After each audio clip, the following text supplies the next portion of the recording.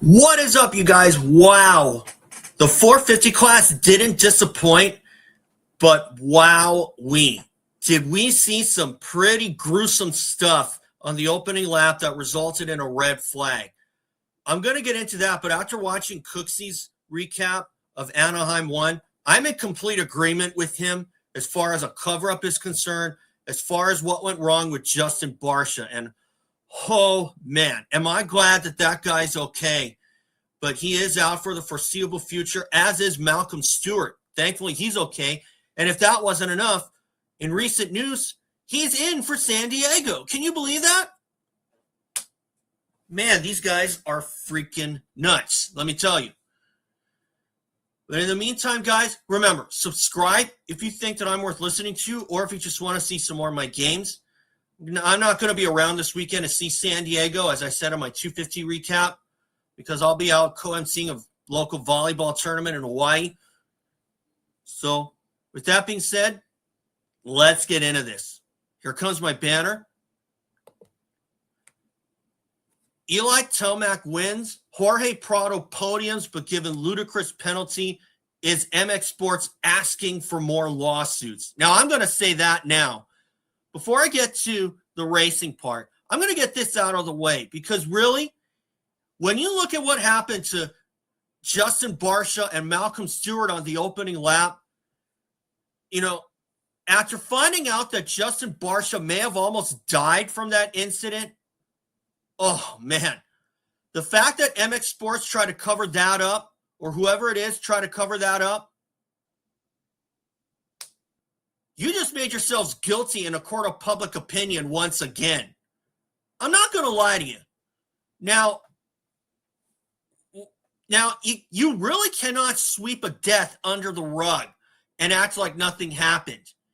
Because really, no matter how many times you try and cover up something like that, one of these days, it's going to come back and bite you, and you'll be out looking for new jobs sooner than you think.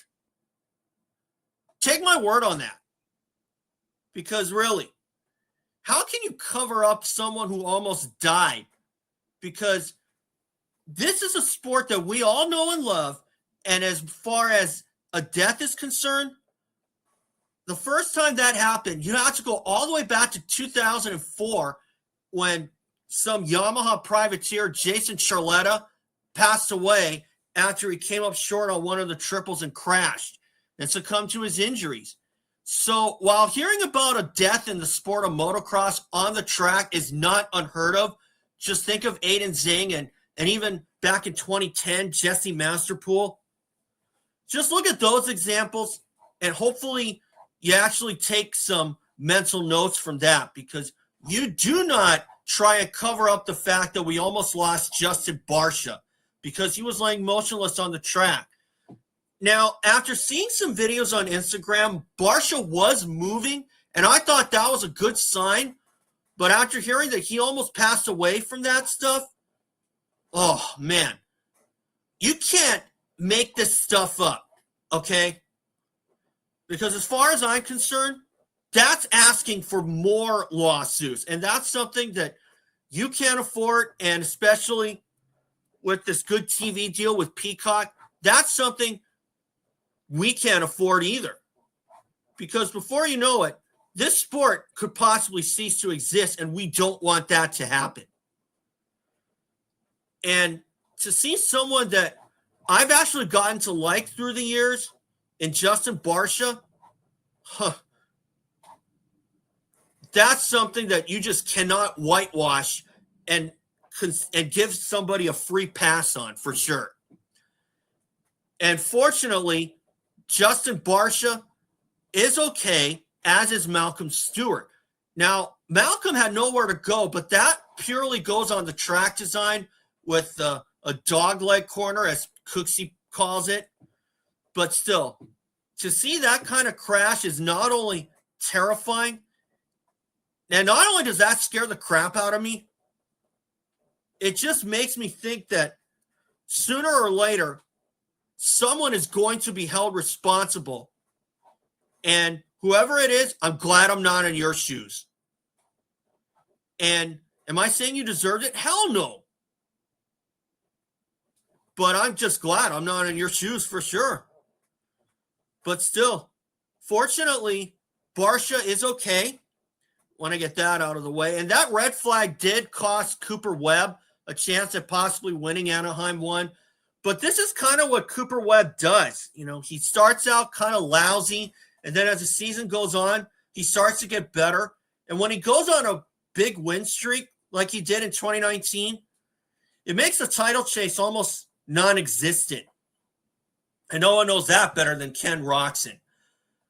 But Eli Tomac winning Anaheim 1, 2023, he did that on Yamaha, and he does so again in 26 on a KTM.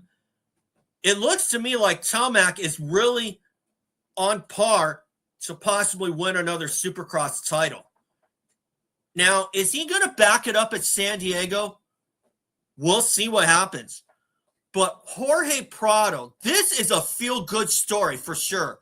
After that lost season on Kawasaki, he goes back to KTM, and as a result, he gets on the podium for the first time.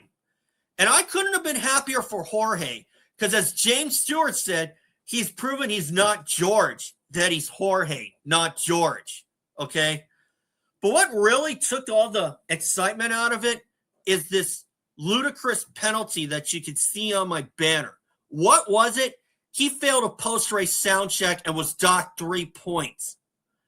And as soon as I saw that penalty, I was like, since when do we have a post-race sound check? Really? Like I said in my 250 recap, you cannot make up penalties like changing the rules in the sport, so to speak.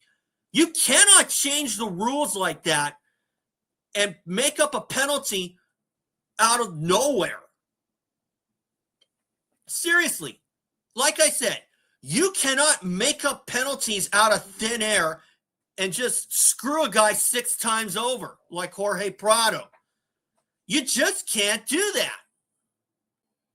And not gonna lie, if I'm on KTM, I'm appealing that penalty even though it's only 3 points. Because really, one, since when does Supercross have a post-race sound check? And two, who's the idiot who thought up that? Or did they just make up that penalty right out of the blue? Seriously. That's like taking a win away from a boxer because he pulled a really cheap shot or something like that.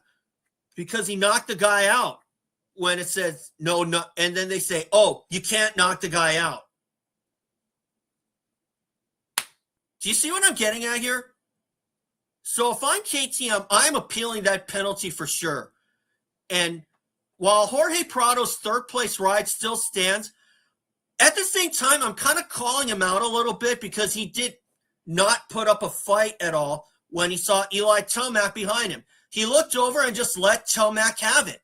Now, it's way, way early for team orders, but on one side of the coin, I guess Prado saw it was Tomac and just knew he couldn't take the pace or didn't have what it took, perhaps, to maybe turn back Tomac on a Supercross track. But at the same time, even if it's your teammate, you still want to put in a good ride and try to hold him off as long as you can.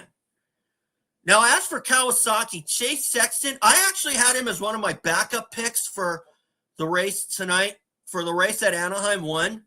Unfortunately, Sexton crashed in his heat race, didn't get a good start in the main, even after the red flag.